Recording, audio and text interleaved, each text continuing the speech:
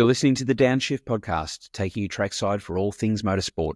We're four mates from Melbourne breaking down the races, the drama, and everything in between, all with a little banter and a lot of passion.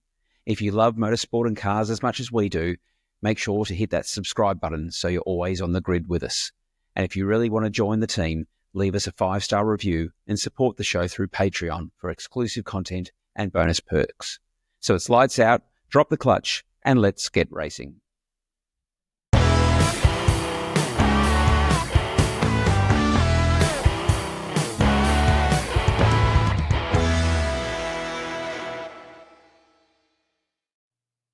Hello and welcome to the Downshift as four mates from Australia talk about motorsport and Formula One.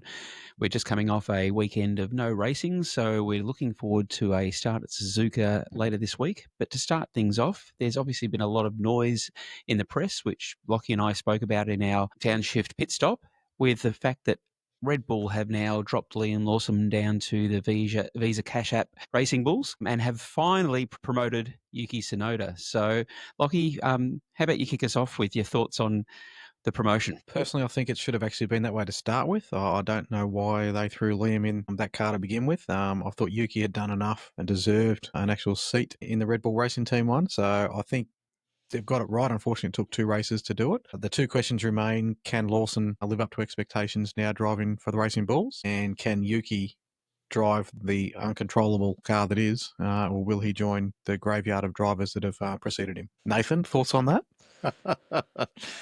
I was just going to say, it was such a quiet week of news in Formula One. I was scratching for things to cover, and think something happened. We went bored to tears last week. No, it was, interesting. I really felt for Liam when that news came out, and I know the 4 of us were sort of keeping track of socials to see when an official announcement was going to be made. But look, hopefully he gets some time to get his head back in the right place, put in some good performances at the Visa Cash App team. And I don't know, the questions around how he's going to perform there. Will he outperform Yuki and the other Red Bull? Yuki seems fairly confident. I was surprised that Yuki's come out with some pretty positive statements about what he might achieve at Suzuka. I've got some good quotes if you want to hear them. We can talk about them now or talk about them later. I'm not sure you can run with quietly confident. I'm pretty sure it's outspokenly confident is what we can go with. Yeah, well, I found that really interesting because I don't know whether he's just trying to get one back over Liam, because Liam was quite outspoken in the media and was, said he was better than Yuki and beat him in other categories and so on. But if I was the next driver in the lineup of dominoes to get into that second Red Bull car after watching the previous guys get shafted, I don't think I'd be coming out making cocky comments about finishing on the podium and the car doesn't seem that difficult to drive in the simulator. And, I would have been just easing on in there and setting some low expectations, under promise, over deliver. I think that's what he should be trying to do.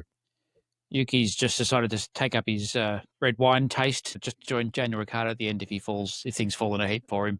Start selling Maybe it. He's got a crop growing we don't know about. He's about to harvest that crop and put it in the barrels. We don't know. Well, if he makes a Japanese whiskey, I'm all over it. Well, he may as well lead with the chin. I mean, it's a tough seat to jump into. It's a pretty bold team. And Liam Lawson was quoted as going, "I really don't have a lot of time, and that's what I need." And then the press went to Helmut Marko, and he said, "He's right."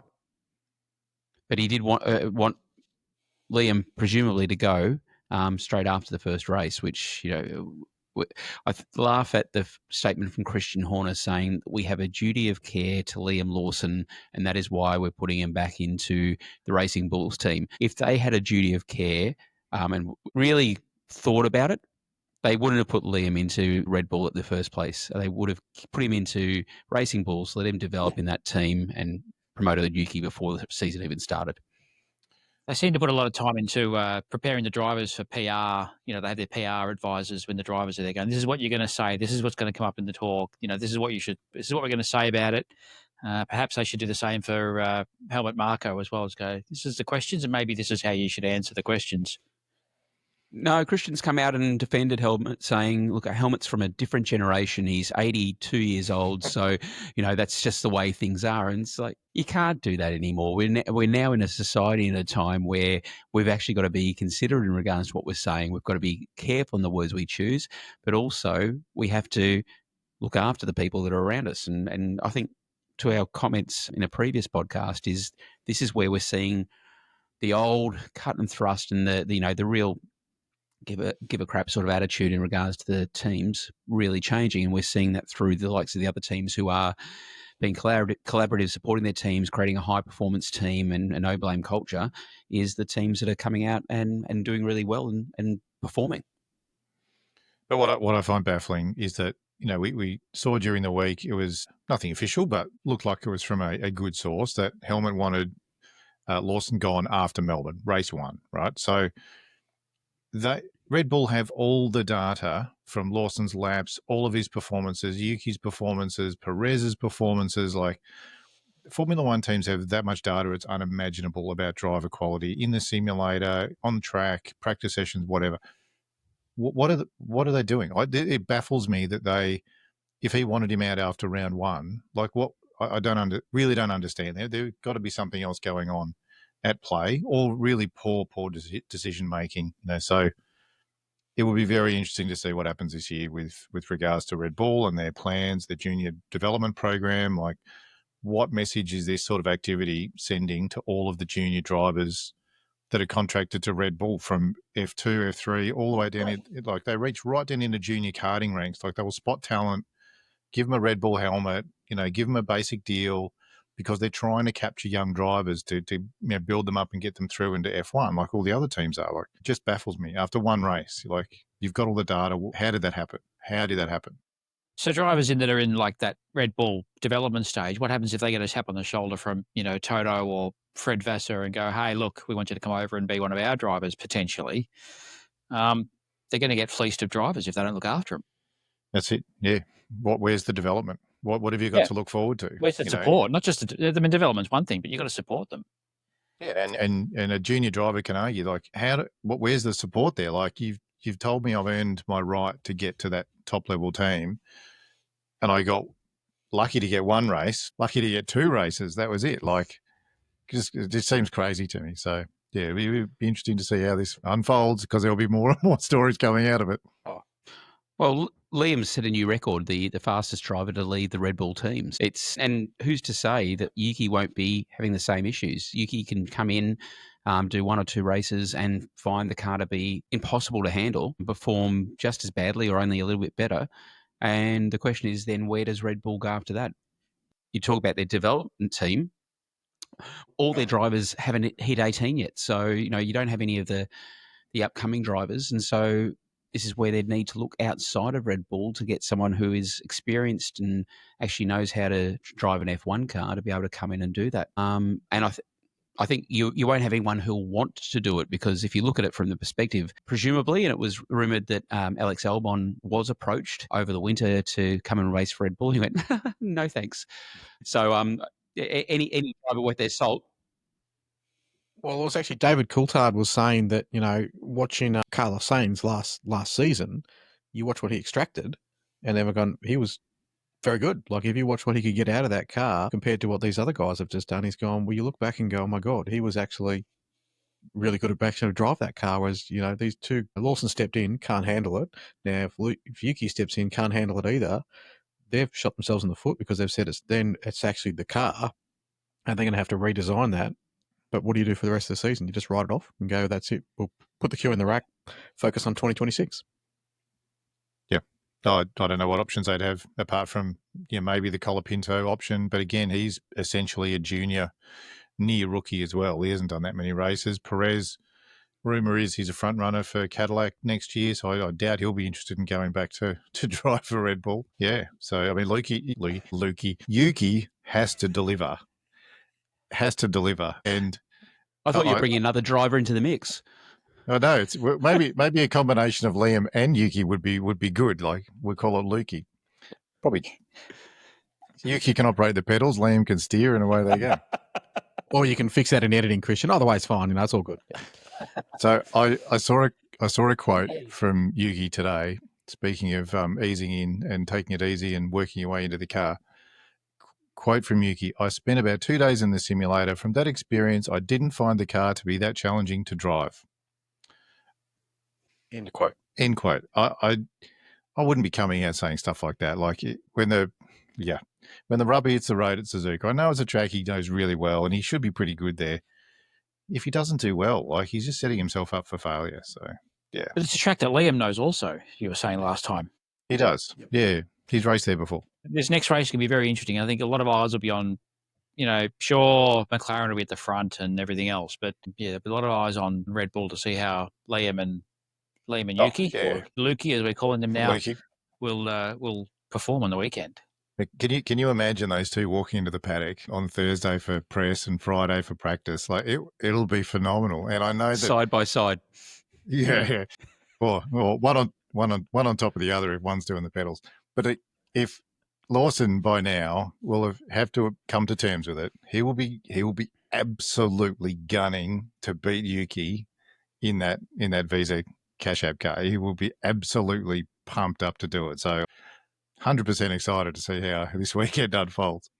So then the good side of that is that's taken sort of a little bit of spotlight off Ferrari. Mercedes must be loving it as well because they've had the cleanest run up to this. They've had no talk, no comments. It's all been focused on Red Bull at the minute. So Ferrari, Mercedes, Williams, they must be going, this is fantastic. We can come in here, hopefully slip under the radar and possibly steal some massive thunder out of this weekend. And McLaren, you had nothing from McLaren. They've shut up shop and just gone, mate, we'll just let the spotlight go this way. They're sitting back pretty, going all this talking like they can do whatever they want in the corner, and no one said boo to them at the moment. It must be great for them.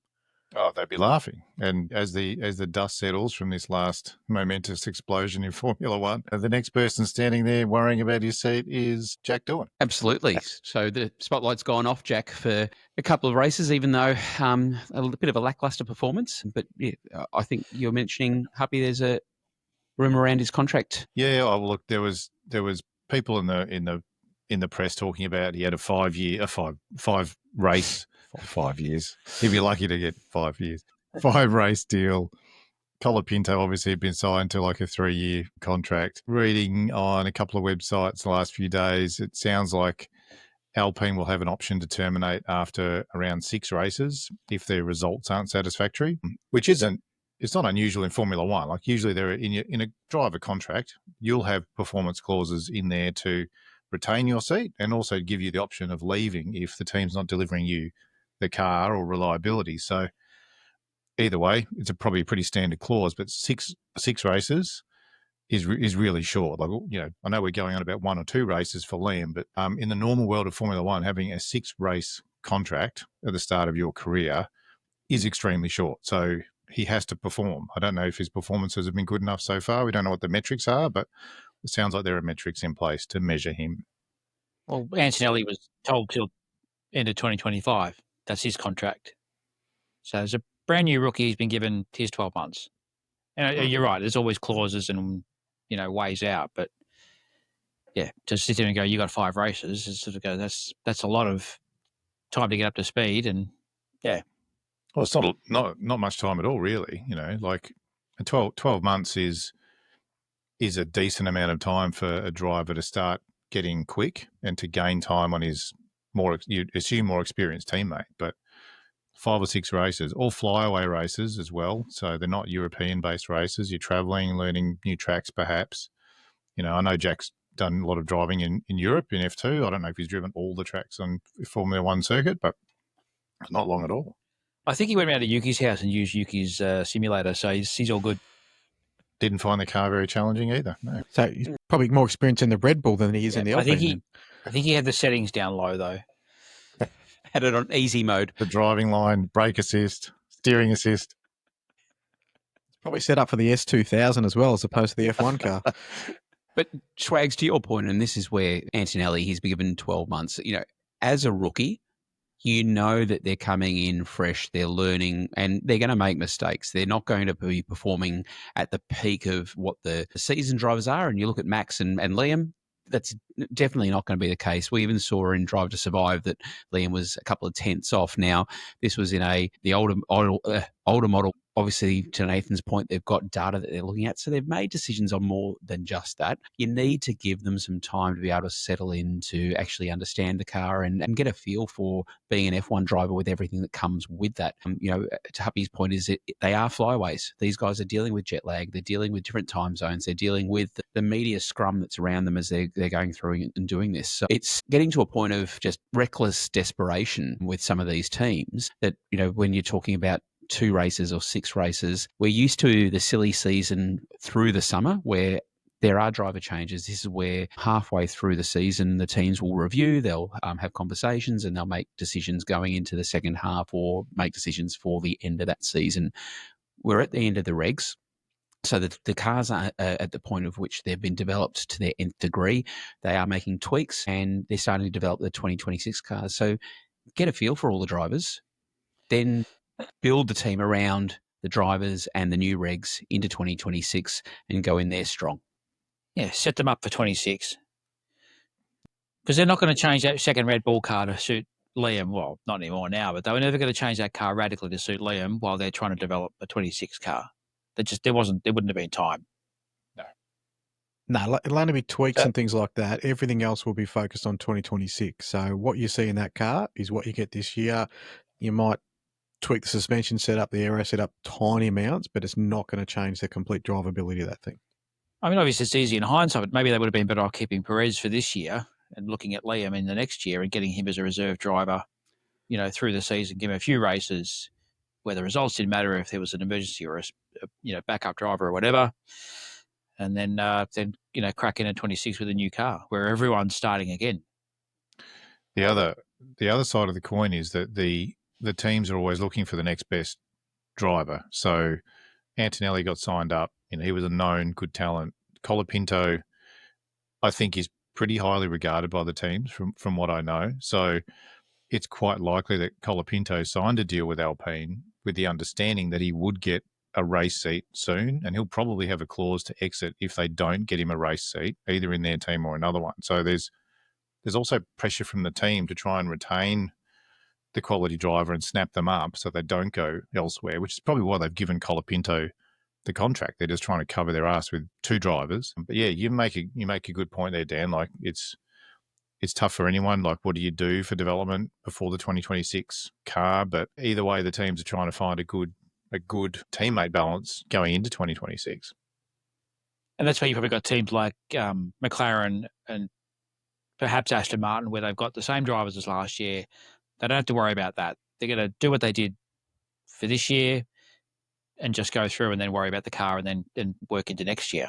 Yeah, like we talked about last week, McLaren are locking in 2 great drivers, and they're performing well. They want to put them on long-term contracts to keep them in the car. So for Oscar or Lando to want to leave to go somewhere else, they wouldn't get out of their contracts easily because they're winning races. Like, they wouldn't want to leave. And if another team wanted them, they'd have to pay an enormous amount of money. Like, contracts can always be broken, but, at the end of the day, it all comes down to performance and cars and, how good everyone's doing. Probably look at the that's going on everywhere else and go, you know what, we'll just sit here for the time. Quite happy in this, McLaren. Thank you very much. I think we made the right choice here. By the same token, too, if they're winning, they're not going to care. They're not going to leave. So if you've got 2 drivers that are 1-2, 1-2, they're not going to go, well, let's jump down to Kick Saber and see if we can come last. Like, they're not going to leave for a team like that. It'll have to be a team that's, on the up. Yeah. Not a Lewis Hamilton or Michael Schumacher, are they? Not yet. And you saw that with Ferrari anyway. I mean, the thing is, they had 2 great drivers. It's only because Lewis had decided to make the shift that they had to make a decision between 2. And that's where you see, that's where you see Carlos actually going to Williams, because there is an opportunity now, because it's been forced upon him, but he's now able to go and help develop that new program for Williams and can see the journey over the next few years. Lando and Oscar, they're on that journey. They're in a winning team. They're in a supportive environment. It was even Zach who had let the cat out of the bag last weekend in Melbourne. He was on the stage on Saturday with all the fans, and he said the 2026 car's already in the wind tunnel. So they're already focused on 2026 because they've got the package to deliver already. Yeah, if you're not putting out fires, you can keep going. Well, all the regs for 2026 are already out now anyway, aren't they? So they know the designs, they know the airflow, all that sort of stuff that they can have. So they might as well be sculpting the cars and getting through the wind tunnels and working out tweaks on them now. Indeed. And so it's a really good opportunity for us to take a quick break here. And when we come back, we'll start to talk about some of the discussion around engine regs for 2026 and beyond. We'll be back with you in just a few moments.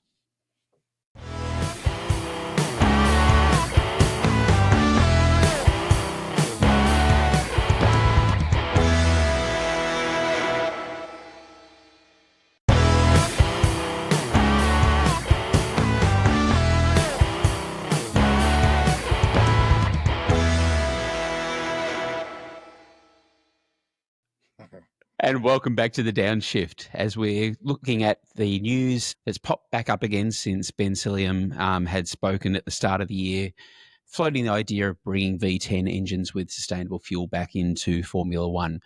The news has now popped back up again as we're starting to talk about the regulations going into 2026 and discussion around potentially bringing V10s in earlier to 2028. So, Hubby, your thoughts on the V10s coming back into F1? I mean, personally, loved the screaming V10. It was probably one of the best eras of Formula One. And you still see on social media people posting, the good old days and clips of screaming Formula One cars getting around Monza or something like that. But look, it's unlikely it's going to happen soon because the 2026 engine regulations are apparently for 5 years.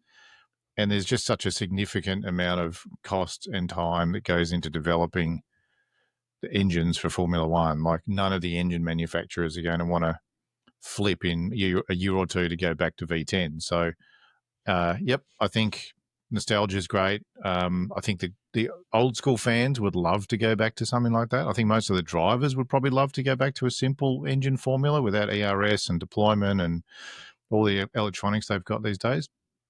But I can't really see it happening for at least another 5 or 6 years. You also can't see it if they're trying to say that they're more sustainable and they're moving towards net zero, energy usage. And I can't see how running a V10 engine is going to improve their credentials in that environmental sense. I mean, I remember watching the V10s when they were at Albert Park. Phenomenal. Like the sound that came out of them was awesome. But again, the technology that's through there now with, the energy, efficiency and things like that going through the engines, I cannot see how they're going to bring the V10s back because the manufacturers are moving away from that size engine. They're just not developing that sort of thing. So I cannot see how it's going to come feasible again. Well, the ERS technology is not really finding its way into cars either. So like in either scenario, you're developing engines and powertrains which don't have a lot of real world application. And I know you're right. I mean, the V10 is probably further away from what manufacturers are looking at, but it's Formula One. I don't personally think it has to be the pinnacle of economy and looking after the planet. Formula car racing, you want it to be a visceral experience. Like when you went to the track when the V10s were around and the V8s as well, you would feel the gear shifts in your chest when the cars went past. Like you had to wear earmuffs because it was so loud. Like it was such a phenomenal experience to be there. And the first year these new hybrid engines got released, you didn't even have to wear earplugs. They sort of made these farty noises. They went down the main straight at Melbourne. I remember it was really disappointing. Like, yeah, I'd love to go back to it. I don't care about the emission side of things and whatever. I mean, look, they're not powered by coal. They want to use biofuels and sustainable fuels and so on. That's enough for me. I'm a bit more old school. I love the old cars. Love to see them back. I just don't think it'll happen in a hurry. I don't think the environmentalists make up a key part of the F1's demographic. No, I don't think they would. No. But I think when you look at it, though, is we talk about the fact that, the manufacturers shouldn't be determining what the engine regulations are, and they don't. The FIA decides on what the car regulations are for the sport. But this is also the pinnacle of motorsport. So, from that perspective is you see that this is the cutting edge of racing, the cutting edge of technology. people talk about the V10s not only sounding cool but being cheaper for teams to be able to do. But we're talking about hundreds of millions of dollars here. So I mean, from that perspective, is we're seeing and Happy. I remember exactly the same. I remember 10 years ago, 2014 was the first time that the V8s came. The V8s changed over to the 1.6 liter turbo V6. And you're right. I got there and I've gone, this just doesn't sound like a Formula One race. But within about 20 laps, I'd forgotten about that. I was watching the racing, and when we're talking about these regulations that are now changing, you've got Audi who are going to come in as an engine manufacturer. You've got the Red Bull Ford partnership, which should see the future development of the Ford engines. You've got Cadillac, who yes, they're using Ferrari to start off with, but they're saying that they'll be an engine manufacturer by 2030. And so this is where, as we're bringing more and more of those brands in, it's allowing them to develop technology, which you're right, we're not going to see in the cars tomorrow, but that development does feed through the companies. It does feed through to the technology. I mean, that's Audi's main selling proposition is that they say what they develop on racetrack goes into the experience that you feel in the road car. And so it's being able to bring that technology, bring that development. As we've looked at a hybrid system going into the engines, you're now looking at a 300% power increase through, is that kinetic energy that they're collecting off the car, putting back into the vehicle as well. So I think that there is benefit to that. And if we look at in regards to some of the quotes that people are making on Fernando Alonso, who Fernando drove and won in the V10 era, as he was saying, is he does miss the sound, but we're in a different world now, and technology is involved. And he actually quoted the point that we're using a third of the fuel that we used to use back when we were in that V10, V8 eras. There's points to that as well. Yeah. I mean, your point about, cars developing on the racetrack and then, feeding through to, on-road cars. I mean, if the FIA is taking all these, and I understand they've got to sort of, everyone's going to have a bit of a level playing field. They can't just have an open slather, but if they keep putting in all these regulations that limit what the companies are doing or what the race teams are doing, do the manufacturers then go, well, we can only develop in that direction. We can't develop, here's something else we thought of, like the flexi wing, for example, like that's quite nifty. Sure, at an unfair advantage, or is it breaking the rules? But it kind of utilizes some aero stuff. But is it stopping the manufacturers or the racing teams from developing more stuff that might end up in a road car down the track, or better developments of sort? Perhaps. I don't know, but the flexi wing really hasn't helped my Mazda much going down the highway. It's still pretty same. We don't know as well. Like in 4 or 5 years' time, will there be a bigger shift towards another type of fuel, or maybe there's new engine technology that comes out, or battery technology is going to continue to improve, but we just know that Formula One fans don't want to hear silent cars whizzing around a racetrack, however fast or powerful they may be. Like, battery power is impressive, and like the hybrid engine is it's a 1.5 litre petrol engine with a battery producing over 1,000 horsepower. Like, it's incredible. It really is. And they run them for hundreds and hundreds of kilometres at full noise. Like, it's incredible tech, but it's expensive for the teams to produce and develop. Yeah, it's not a simple engine, by any stretch of the imagination. And it just doesn't, I mean, it is louder than it used to be. It's a lot louder than it used to be. I know they've improved the sound output for fans, and you do probably need hearing protection, ideally, for Formula One these days. But, yeah, I don't know. There's a big difference between driving an EV and driving a sports car that sounds nice. It's just it's a different feeling for a Formula One fan or a sports car fan. But they've got Formula E. Yeah, I know. And has it taken off? No. I'm sure they were hoping it'd be much more popular and much bigger, and there'd be more support behind it and more manufacturers would get involved. But it's just not a great event to watch. It's got its limitations. The cars are getting more powerful and faster, for sure, but they're nowhere near Formula One standards, and they don't sound like Formula One. It lacks that effect of having the loud engine or the exhaust and all that. Yep, the cars look awesome as they go past, but you just don't have that same effect and same build-up of tension as you hear them come down the straight and rip past you. All you hear is, maybe there's Formula E close. needs to do a collaboration with Bose and make the sound a bit different. Put speakers on the cars. Put speakers on the car, yeah. The 2026 Grand Prix will be held down Lygon Street with subwoofers on every single vehicle. Mate, We got it covered, no problems at all. I don't know. I don't know if it'll happen. I think that ship has sailed. The train's left the station as far as 2026 has gone. Like those engine regs are in place, and teams have already started working on all that. So it's not going to happen in the short term, and I doubt we're going to go back to a plain V10 engine. But I can understand why the FIA wants to continue with this cost-cutting regime they've been on for the team. So it allows the teams to spend more wisely in their businesses. But yeah, I guess trying to make F1 a green and clean, good sort of beacon for the world when it comes to sustainability, that's probably what's driving more of the battery side of things. And now how hard they want to push that in future, I don't know, but we'll just have to wait and see. I think if they want to become more green, they should plant trees in more of the chicanes on the racetracks. That'll help. Really, really spice things up and help the environment. But it is that there is the corporate social responsibility aspect of it now. And I mean, you're seeing that Formula One is looking in regards to how they schedule their races, and they're scheduling them so that they're using more sea freight as opposed to air freight. You're seeing the teams who are doubling and tripling up on their infrastructure to make sure that they're not transporting stuff as much as they would in the past. And so, that goes from management on the track, it goes to the hospitality, it goes to, even as they're talking about the generators that they're going to be using for Formula One next year will all be powered by sustainable fuels. So that's that direction, and we're seeing that direction for corporates, and we're all faced by it. We all have to adhere to it. We all have to think about our carbon footprint. So. And Max is chipping in too, because he takes a passenger in his private jet when he goes. He has a friend, I think sometimes he takes Lando with him, so he's chipping in. Yeah, he's helping out McLaren. Very conscientious. Helping out, because you just like a bit of airplane pooling. Maybe that's what Sergio's going to do. He's going to use new jet just to do a carpool for all the F1 drivers around the world. Why not? Yep, sustainable Maybe flying. they can put all the rookies on and just have like a rookie plane and throw it that way. But only 4 parachutes. Now we're talking. Liam's going, where's mine? Why am I at the back of the plane? Why am I by the door?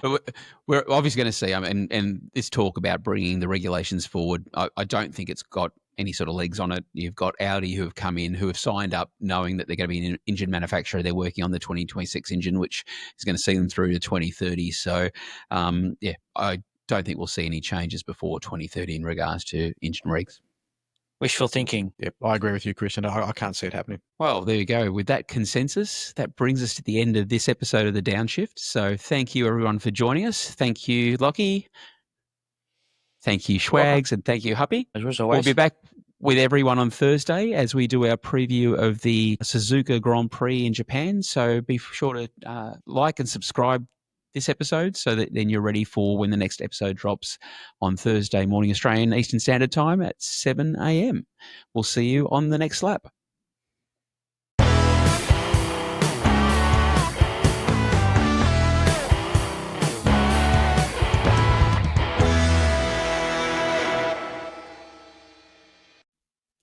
That's the checkered flag for this episode of the Downshift. Thanks for tuning in and hanging out with us in the paddock. If you enjoyed the ride, don't forget to hit the like button and subscribe so you never miss a lap. And hey, if we've earned it, drop us a 5-star review. It really helps us climb the grid and reach more motorsport fans. Want to take it to the next level? Join the Downshift Pit Crew by supporting us through Patreon. You'll get exclusive content and help fuel the show to keep us pushing flat out every week.